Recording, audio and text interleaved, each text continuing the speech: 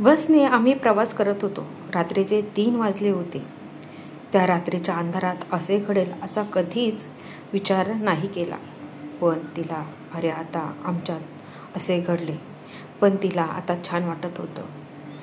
माझ्यासारखा तरुण हँडसम मुलगा भेटल्याने तिने मला नकार दिला नाही. काही तासा अगोदर आम्ही अनोळखी होतो. पण आता आम्ही एकमेकांसोबत फार फार चांगल्या प्रकारे आणि ही रात्र तर आम्हाला नेहमीसाठीच आठवणत राहणार होती. नमस्कार मित्रांनो, माझे नाव सोमनाथ आहे. मी तसा राहणारा खेडेगावातला. सुट्टीनिमित्ताने गावाकडे आलो होतो. माझे गाव परभणी जिल्ह्यातील छोटंसं खेडेगाव. काही दिवसाच्या सुट्टीनंतर मला जॉबला जायचं होतं. आधी थोडा उशीर झाला होता म्हणून मी एक टॅक्सी केली आणि रेल्वे स्टेशनला जाऊन लागलो.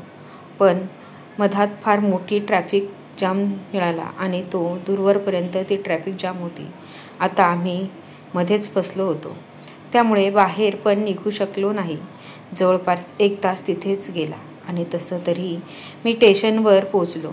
बघतो तर माझी ट्रेन काही वेळा अगोदरच निघून गेली होती आणि आता तर प्रश्न पडला होता की जायचं कसं. कारण माझा लांबचा प्रवास होता आणि मला जाण्याचे महत्त्वाचेच होते. कारण उद्या मला बॉससोबत मीटिंगसुद्धा करायची होती. मी लगेचच विचार केला की आता बसने प्रवास करून म्हणजेच उद्या सकाळपर्यंत मी पुण्याला पोहोचू शकेल. मी तसा रेल्वे स्टेशनवरून बस स्टँडकडे गेलो आणि एका बसमध्ये बसलो. काही सीटे खाली होती. बाकी पूर्ण बस भरून गेली होती. हळूहळू बसमध्ये फार गर्दी वाढू लागली. आधीच आजूबाजूला तर फारच गर्दी होती. माझ्या अगदी बाजूला एक स्त्री उभी होती. ती स्त्री साधारण रूपाने छान होती. मी हळूच तिच्यावर नजर टाकली तर ती दिसायला कोरीपान आकर्षक बांध्याची होती. तिच्या कपड्यांवरून असे वाटत होते की ती गावात राहत असेल. तिच्या हातात एक पिशवी होती आणि ती शहरात एकटीच जात होती. ती शांतपणे उभी होती. हळूहळू पण आता गर्दी फारच वाढू लागली होती आणि तिच्या आजूबाजूला काही व्यक्ती, तिच्या मागे असलेली व्यक्ती मला थोड्या वेगळ्याच वाटू लागल्या होत्या. तिच्याच मागे असलेली व्यक्ती दारू पिलेली वाटत होती. तो मागचा व्यक्ती त्या गर्दीचा फायदा घेत होता आणि तिच्याकडे बघत होता. तर कधीकधी त्या गर्दीचा फायदा घेऊन तिचा स्पर्श पण तिला होऊ लागला होता. एकदा दोनदा असे झाले. त्यामुळे तिने त्याच्याकडे वळून बघितले. पण गर्दी इतकी होती की ती काहीच करू शकली नव्हती आणि थोडा रस्ता खराब होता याचाच फायदा तो घेऊ लागला. ती अजूनच परत तसेच करू लागली.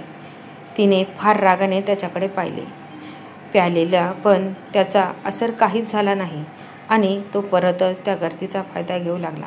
मला हे दृश्य बघून फार वाईट वाटत होते आणि असे वाटत होते की उठावे आणि त्याला चांगलेच खडसावावे.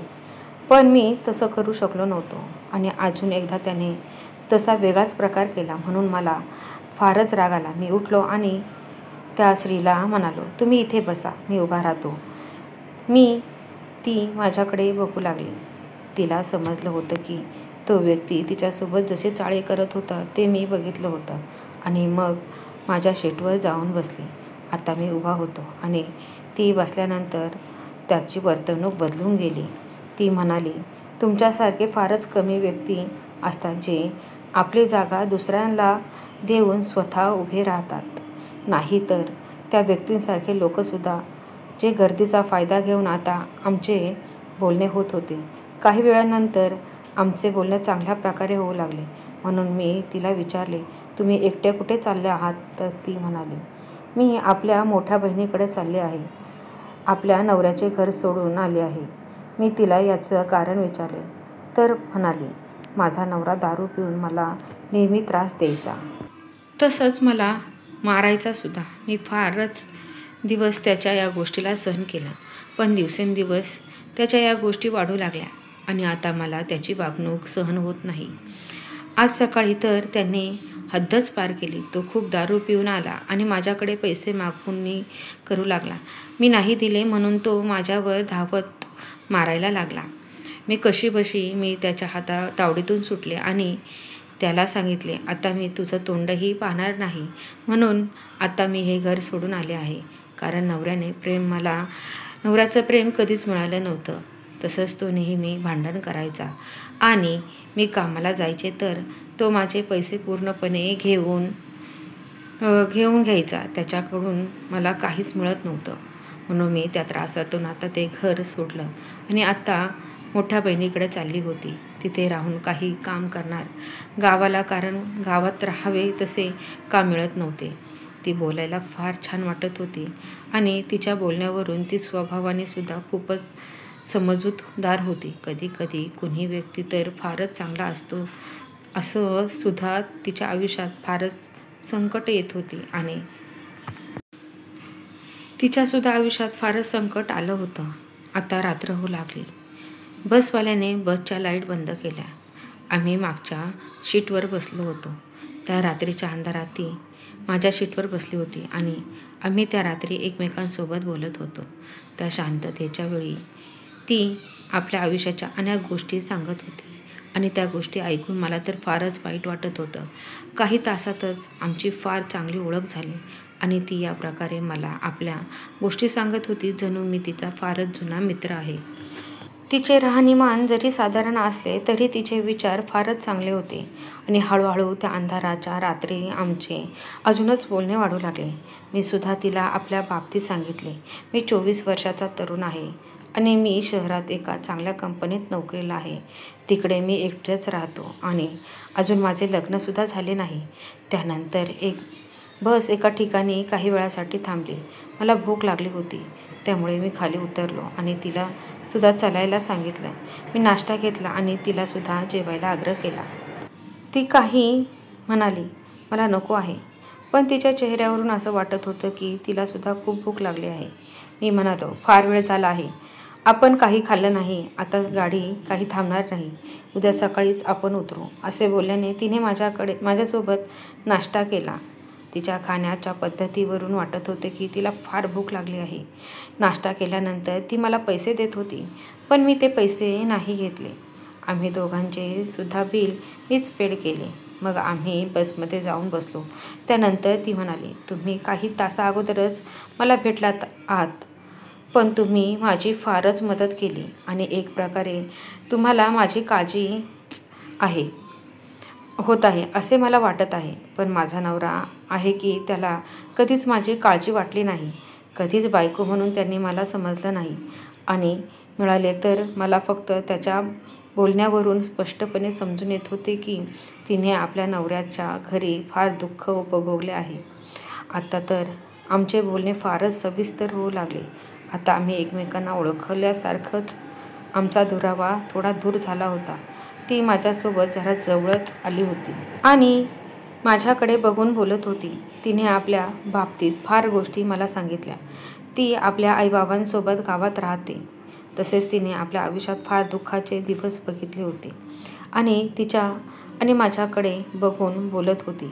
तिने आपल्या बाबतीत फार गोष्टी मला सांगितल्या होत्या. ती आपल्या आईबाबांसोबत गावात राहायची. तसेच तिने आपल्या आयुष्यात फार दुःखाचे दिवस बघितले होते आणि तिच्या गोष्टी ऐकून मला तर फार वाईट वाटत होतं. आता आमचे बोलणे कमी होत गेले, कारण रात्रीचे 3 वाजत आले होते. अजून 4 तास तरी आमचा प्रवास राहिला होता. तिला आणि मला झोपही लागत होती. मी झोपताना माझ्या खांद्यावर तिचं डोकं हळूहळू ठेवत होती. माझ्या तर काळजात धडधड व्हायला लागली होती. मी हळूच माझा हात तिच्या हातात घेतला आणि ती पण जवळ येत होती. बसमध्ये पूर्ण अंधार होता. रस्त्यामुळे बस हलत होती. पण हळूहळू मी सहज माझा हात तिच्या पोटावरून फिरवला तर ती म्हणाली, इथे कोणी बघेल. मी म्हणालो, आता सर्व लोक झोपले आहेत. थंडी वाजत होती म्हणून आम्ही अंगावर शॉल घेतली. त्याचाच फायदा असा झाला की आम्ही शॉलच्या आतमध्ये काय करत होतो त्या अंधारात काहीच दिसत नव्हतं. मग थोडी चळवळ सुरू झाली. बाकी दुसरं मला काहीच येत नव्हतं. ती पण मला सहयोग करत होती. जेव्हा मला समजलं की तिच्या नवऱ्याला ती खूप त्रासली होती आणि तिचा नवरा काहीच कामाचा नव्हता, एका नवऱ्याचं सुख तिला कधीच भेटलं नव्हतं. बघता बघता सकाळचे 7 वाजले. ती शांत अशी माझ्या खांद्यावर डोकं ठेवून झोपली होती. पण काही वेळानंतर मला उतरायचं होतं. म्हणून तिला हलवलं आणि म्हणालो, मला उतरावे लागेल. तर ती म्हणाली, कोणता स्टॉप आला आहे? मी म्हणालो, शिवाजीनगर. मला इथे उतरायचे आहे, कारण इकडेच माझी ताईसुद्धा राहते. आता मला समजून आलं होतं की आम्ही एका शहरात राहत आहोत. त्यामुळे तिला माझा नंबर दिला आणि म्हणालो, तुम्हाला जर काम नाही मिळालं तर मला फोन करा. काही वेळानंतर ती आपल्या ठिकाणी उतरली. जाताना तिने मला बाय म्हणत होती आणि तिच्या चेहऱ्यावर फारच सुंदर स्माईल होती. जवळपास 4 ते 5 दिवसानंतर तिचा मला कॉल आला आणि म्हणाली, मला काम मिळालं नाही म्हणून मी तुम्हाला फोन केला. नंतर मी तिला सांगितले की तुम्हाला लवकरच काम शोधून देतो आणि काही दिवसातच तिला मी एक काम लावून दिलं. माझ्याच ऑफिसमध्ये आता ती त्या कामावर आली आहे आणि मी वेगळ्याच डिपार्टमेंटमध्ये होतो. मग मी जसं टेरेसमध्ये भेटायचो, सोबत जेवण करायचो. आता आमची ओळख खूप वाढली होती. आम्ही खूप चांगले मित्र झालो होतो. तसेच आता ती फारच खुश दिसत होती आणि एकदा ती मला भेटली आणि म्हणाली, तुमच्यामुळे मी खूप आनंदी झाली आहे. मला चांगलं काम मिळालं. मुख्य म्हणजे तुमच्यासारखा जीवन लावणारा मित्र मला सुद्धा भेटला.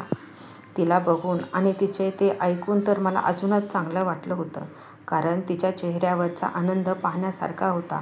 तसेच ती माझे फारच आभार मानत होती. काही दिवसातच तिने मला प्रपोज केलं. आता आम्ही काही दिवस लिव्हिंग रिलेशनशिपमध्ये राहत होतो. ती मला खूप दयाळू आणि मला कधीही सोडून जाणार नाही असं वाटलं, म्हणून मी तिच्यासोबत लग्नसुद्धा केलं. तर मंडळी, आपल्या समाजात नवऱ्याला त्रासलेल्या कितीतरी बायका असेल. त्यांना मानसिक आणि शारीरिक आधाराची गरज असते. मी जे काही केले, काय वाटते त्याबद्दल नक्कीच कमेंट करून सांगा आणि अशाच कथा ऐकण्यासाठी क्रियांश रिअल स्टोरी या चॅनलला सबस्क्राईब करा. नक्कीच तुम्हाला कथा आवडली असेल तर शेअर करायला सुद्धा विसरू नका. धन्यवाद. भेटूया आपण पुढच्या व्हिडिओमध्ये. नमस्कार.